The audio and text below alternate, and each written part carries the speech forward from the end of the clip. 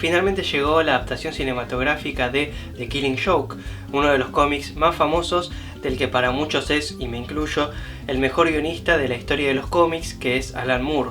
Y a la vez esta es una de las historias más conocidas de uno de los personajes más queridos de todos los cómics, como lo es Batman.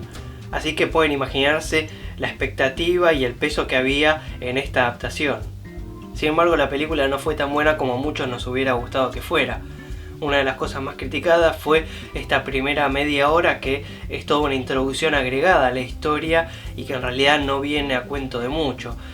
La película dura solamente 75 minutos y de esos 75 minutos los primeros 30 son totalmente agregados, son un extenso prólogo que encima está basado en Batichica y no en Batman o el Guasón. Y lamentablemente creo que la decisión de poner este prólogo es por cuestiones financieras, es decir, si la película no hubiera tenido este prólogo hubiera durado solamente 45 minutos, por lo que no hubiera calificado como un largometraje y hubiera sido más difícil que se proyectara en cines como se hizo, y además también calculo que hubiera sido más complicado vender un Blu-ray que dura solamente 45 minutos. Y a pesar de este motivo comercial, creo que también hubo una intención de reforzar la imagen de Batichica, porque cuando salió la historia original en el cómic, la verdad es que la mayoría de la gente que lo consumía ya estaba en el ámbito de los cómics de DC, ya había leído otras cosas de Batman, ya sabía quién era Batichica y ya tenía cierto enganche a nivel emocional con los personajes. Entonces, inevitablemente lo que le iba a pasar más adelante, que sabemos que le sucede en la historia, les iba a afectar. Pero en cambio, como esta película seguramente también estaba pensada para ser consumida por otras personas que tal vez ni siquiera habían leído el cómic original, también era necesaria una introducción de Batichica, además de mostrar quién era, también generar una especie de enlace emocional para que cuando efectivamente sufra la tragedia en la mitad de la historia nos afecte de alguna manera. Pero más allá de estas buenas intenciones que podrían haber tenido al incluir este prólogo, la verdad es que falla mucho.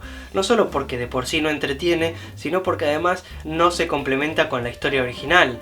De hecho, la verdad es que la conexión entre ambas es casi nula. Incluso el protagonista cambia y nada de lo que vemos tiene repercusión en lo que es el centro de la broma asesina. Entonces, probablemente como lo estemos viendo, más de una vez nos vayamos a preguntar si realmente lo que estamos viendo es la película de la broma asesina, porque no tiene nada que ver.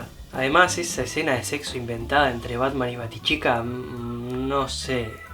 Y la segunda cosa que más se criticó de la película fue la animación. Y la verdad es que es algo rarísimo, porque viene de una productora tan grande como lo es la Warner Brothers. Entonces la verdad es que plata había detrás. De hecho le pagaron a Mark Hamill para que hiciera la voz de Joker.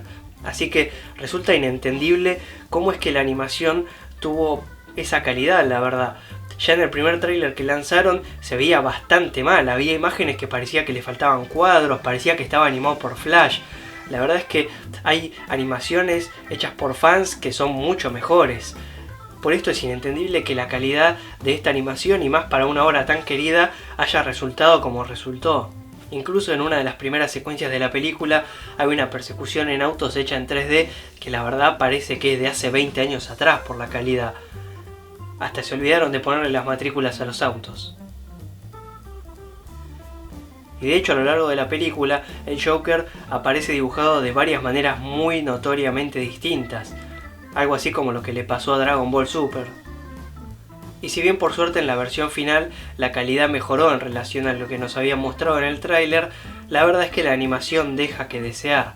Se puede ver, pero por momentos se pone fea. Pero bueno, al menos nos dieron el gusto de tirarnos ahí algunos guiños a otras versiones de Batman en una parte de la película. Pero un punto a favor, y algo por lo que muchos fans se habían emocionado, era que en esta adaptación de la broma asesina iban a volver Kevin Conroy para hacer la voz de Batman y Mark Hamill para hacer la de Joker, que ambos habían estado en esa gran serie animada que tuvo Batman en los 90, que también estuvo a cargo de la Warner Brothers. Y la verdad es que el laburo se hace valer, los dos hacen un gran trabajo, que de hecho para muchos Mark Hamill es la mejor voz del Joker, y compensan un poco estas falencias en la animación que antes habíamos mencionado.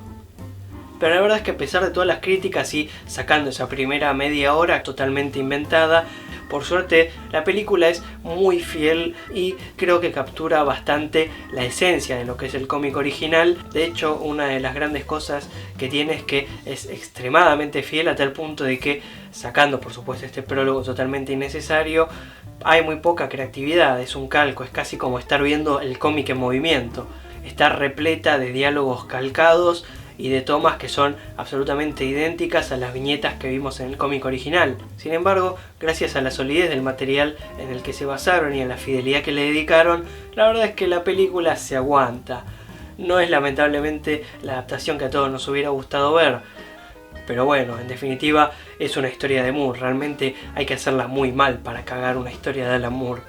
Y de última, bueno, siempre vamos a tener el cómic. Así que bueno, si les gustan el cine y las series, no duden en suscribirse y por supuesto cualquier comentario, pulgar arriba, compartido, es súper bienvenido. Así que bueno, muchísimas gracias por el video y nos vemos la semana que viene.